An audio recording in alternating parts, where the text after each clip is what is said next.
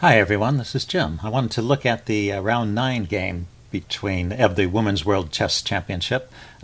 In this game, Hou Yifan had the white pieces and Mariya Muzychuk had the black pieces. Hou Yifan started off with e4, and now Mariya, who's in a must-win situation, plays c5. So the match situation is this. 8 rounds have been played. Hou Yifan has 2 wins, and Mariya has none. So it's Hou Yifan has a total of 5 points, 2 wins and 6 draws.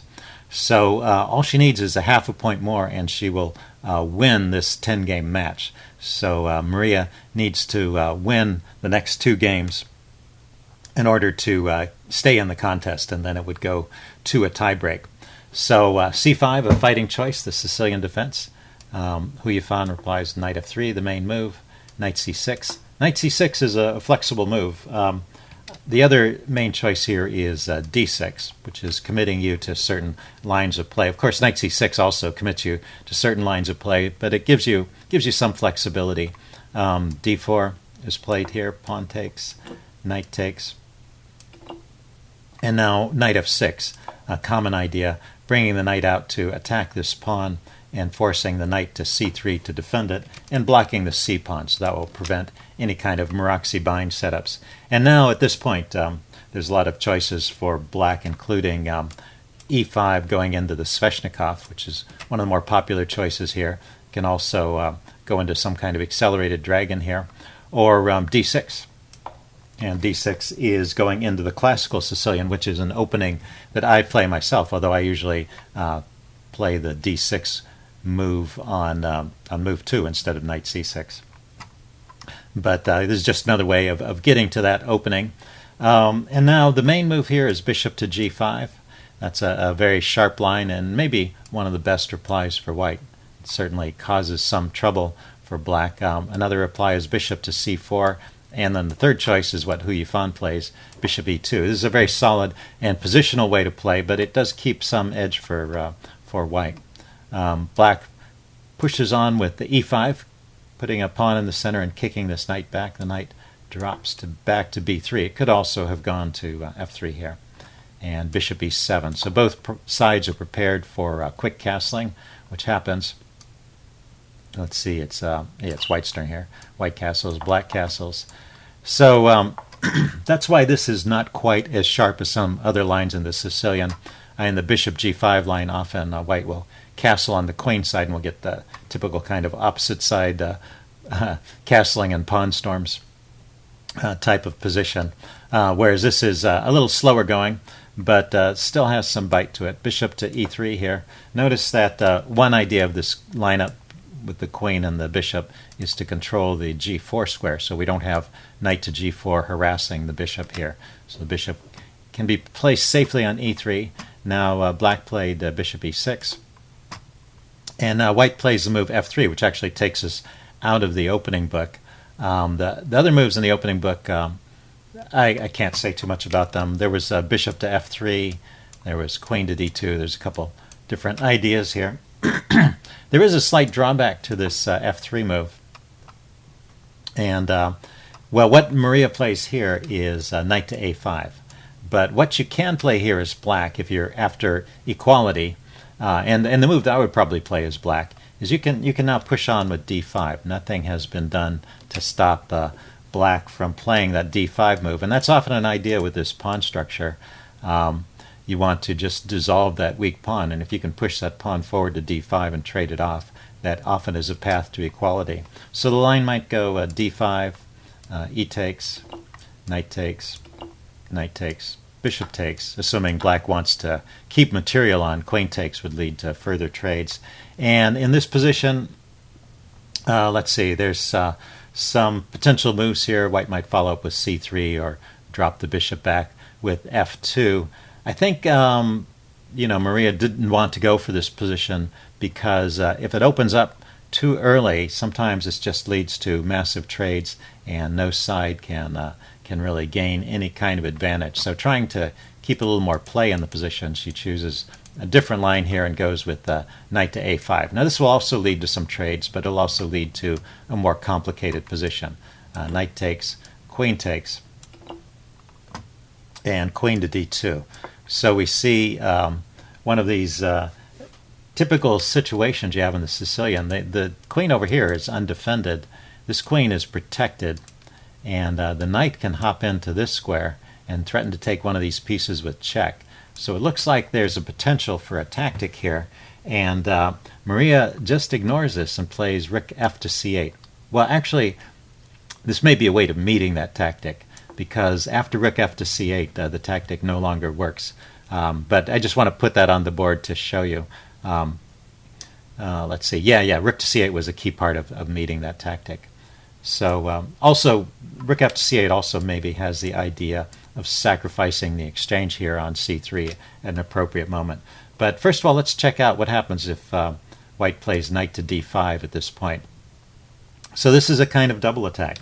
Black's queen is loose here, and so black has to react to it. White's queen is defended. That's an important point. But after queen takes d2, the other point of the tactic is that white can grab a piece here with check. And now the king goes to f8, hitting the knight, and the bishop takes the queen. So this is all worked out to be even material, but now black has the move rook takes c2. He doesn't have to, she doesn't have to take the knight back right away, but she can take on c2 first. And the reason for this is now there's two pieces hanging. This bishop is loose, and the knight is loose, and black actually has won a pawn. So this is an example of a tactic that backfired on white. And well, it's something that here, let's erase these arrows. Something to keep an eye out for when you're thinking about these kind of tactics. After the, you may see the knight d5, the exchange, the grab the bishop with check, king to f8. You have to pause in that position and ask yourself, after you take back the queen, does black have any good move? You have to make sure that tactic is good all the way through to the end. So anyway, white plays the move rook f to d1, defending the queen. And now actually the tactic is threatened, because this rook on d1, if you imagine that position at the end, we saw rook takes c2 would no longer work, because this rook would be defending the bishop. And so let's see. After that, the knight could escape, and white would stay a piece up. So rook f d1 is a way of reintroducing this threat of knight d5. So now that explains why Mariya plays the move king f8, which otherwise looks like a very strange move. But the main point is that now the knight, if the knight comes here and then grabs the bishop, it's not with check. So the king has moved away from check. Actually, the chess engine said the king could have gone to either h8 or f8. But I think in f8 it makes some sense. It's closer to the center for the endgame, and it's lending some defense to this bishop here. So all this is good so far. Let's see. Hou Yifan starts pushing on the queen side with a4. Mariya responds with a6, keeps the knight out of this square. So the knight does go to d5 at this point, and we get the trade of queens. So queen takes, rook takes, and now the reason that Mariya has gone for this is she can now exchange off the knight. Knight takes, and white can't take back with a piece. White has to take back with a pawn. He takes d5, bishop d7, and this is the other main way of dealing with the weakness of the e6 pawn, is to force an exchange on the d5 square at a time when white has to take back with a pawn. And now this white pawn shields the weak pawn on e6, so that this pawn structure is no longer a problem for black. And we're going to get into a endgame, I guess. We could call this an endgame, although it's still not quite safe for the kings to come out. But where there's still a lot of play in the position, and black's weaknesses are covered up. So an interesting game from this position. Hou Yifan pushes on with a5, just gaining more space on the queen side. Mariya plays bishop to b5, offering a trade of bishops. Hou Yifan plays king f1. She's not averse to the trade of bishops. She just wants to use the trade to get her king to a better position.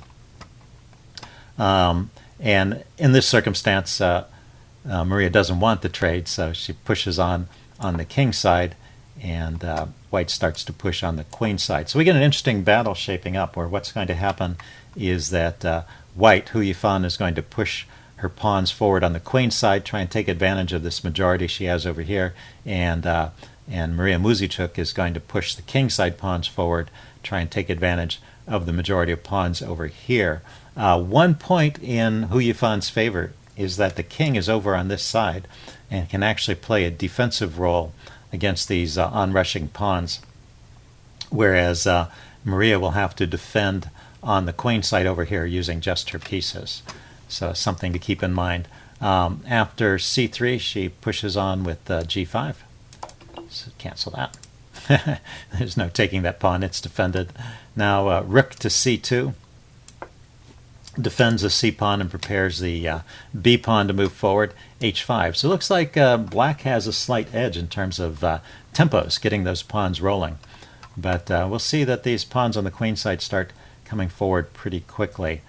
First, Mariya Hou Yifan pushes on with c4. And I guess that was the other reason for this rook c2 move, is now it's that pawn is defended. Notice that it's not threatening to take the bishop because there's a... let's erase some of these arrows. Arrow fest. There's this pin on the pawn this way, so the bishop is not threatened, but the pawn is adequately defended. So Mariya pushes on with g4. And now b4, getting all those pawns rolling. f4, kicking the bishop. And it does look like these pawns are more advanced than white's pawns. But as I said, white has this king over here defending. And so that helps in some ways to slow these guys down. Bishop to d7 was played now. She doesn't want to leave the bishop hanging there forever. At some point this will be defended and the bishop will have to be moved. And now c5, this pawn is pushed forward. And bishop to f5 is played here, routing the bishop around, harassing the knight, or the rook. The rook comes up to c4. The king comes forward to f7. These pawns seem to be stalled for the moment. It doesn't seem there's any great way to push them forward, so maybe the king needs to come up and help. Now rook to d1 was played. Maybe preparing to open up the center here. Let's see, and rook to g8. So rook to g8 is the first move where Mariya starts to go downhill a little bit, at least from the computer's point of view. What the chess engine wants to do here is bring the bishop back to d7 where it came from and just use these pieces to hold off the onrushing pawns. And now there is this kind of crazy tactical line that the chess engine comes up with, starting with rook to c3, getting away from any ideas of a skewer like this. Bishop to f6 and pawn to c6. So I have no idea what's going on, why bishop to f6 is considered a good move here. That just seems strange to me. But c6 is where the tactics start to happen. It's hitting the bishop, it's hitting the pawn, and now e4. Okay, that was the point of that was the point of this bishop f6 move, setting up a veiled threat on the rook, and c6 is ignoring that threat and making a counter threat, and e4 is pushing, threatening the rook. Now c takes b7, threatening two rooks.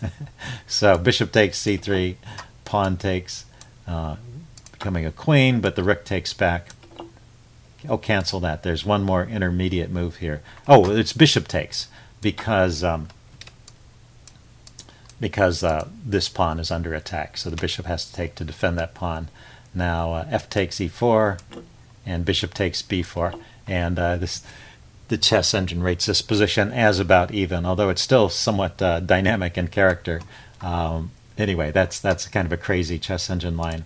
So rook g8, though, maybe is weakening the queen side a little bit, and well, according to the chess engine, it's kind of the first step leading to some trouble. Now, on the king side over here, Hou Yifan decides to push a pawn forward with g3, trying to clarify the situation a little bit. We get some exchanges. F takes, h takes, and now rook a to c8. Oh, that was the other point of playing rook to g8, by the way, is that when that rook came over here, it allowed this rook to get into the game, which was just kind of sitting over here, useless on c8. So probably Mariya felt that with this rook over here, she could hold off the pawns, and then this rook contributing to the attack on this side. Anyway, the exchanges continue. It's white's turn. F takes g4, H takes g4, and that's erased a lot of the potential of these pawns, although Mariya still has a passed pawn here on the E file. It's potentially dangerous. The king comes up to g2. The bishop drops back to d7 now. Rook goes over to h1, so maybe with the idea of invading, and to stop that, rook g7 was played. And now, at this point, it starts to get critical. Once again, the chess engine suggestion is to play something different. Bishop to b5 is a recommended move. Bishop comes to b5, hitting the rook. The rook drops back, and then there's a trade. Takes. And the chess engine rates this as better for white, but still playable, and maybe maybe it's getting to the point where it gets a little drawish. I don't know if black has many winning chances left. Anyway, Mariya played the move rook to g7, guarding against that check, and now the attack crashes through on the queen side. C takes b6, bishop takes b6. There's another exchange here. And of course, each exchange is taking taking some of the life out of the position and helping Hou Yifan's cause. Let's see, bishop to c5 was, cancel that. Bishop to c5 was played. Yeah, provoking some more exchanges. And I guess there's no good retreat for this bishop, because Mariya goes in for the trade here. Yeah, the bishop can't retreat along this direction, and if it goes back to these squares, it's just in a completely passive position. So she goes ahead and trades here, but this brings the pawns forward. Now we have this dangerous pawn duo here, and one protected passed pawn on the d file, looking very threatening here. Bishop to f5 was played, trying to get this pawn rolling. King to f2, rook to g8, dropping back and bringing the rook, giving the rook some mobility. Maybe it can come over here and defend. King to e3, coming up to the center and to support these pawns. Rook to d8, getting in front of the passed pawn. Rook to f1, hitting the bishop. King comes to g6, defending. Rook goes over to d1 now. It's a nice little intermediate move, kind of drawing the king away from the center there. King comes forward to g5. Mariya's still looking for a way to get these pawns rolling, but these pawns are faster now, the queenside pawns. d6, rook to h8, maybe coming around and harassing from the side. d7 was played, a rook back to d8, and c6. After this exchange, it was actually a pawn sacrifice, but it gives up the, it's not a sacrifice, it's a trade. It gives up the c pawn in exchange for the a pawn, creating a second passed pawn over here. Cancel that. Oh, that's right. Mariya pushes on with c5, trying to get a second passed pawn going. She does have two passed pawns, but white's passed pawns are just too far advanced. And after bishop b7, c4, a6, Mariya resigned. So there was no way to stop those advanced pawns. So the queenside pawns won out over the kingside pawns. So a very interesting strategic game with some tactical interlude in the center. Hope you guys enjoyed this. So just to wrap it up, that's the end of my coverage of the Women's World Chess Championship. The title was reclaimed by Hou Yifan. And to be fair, she had quite a rating point advantage over Mariya Muzychuk. So she was favored to win that match pretty strongly. But Mariya put up a good fight, played some interesting chess, and she had some chances there, just didn't quite manage to capitalize on them. So anyway, good games to both of them, and I'll see you again soon. Bye.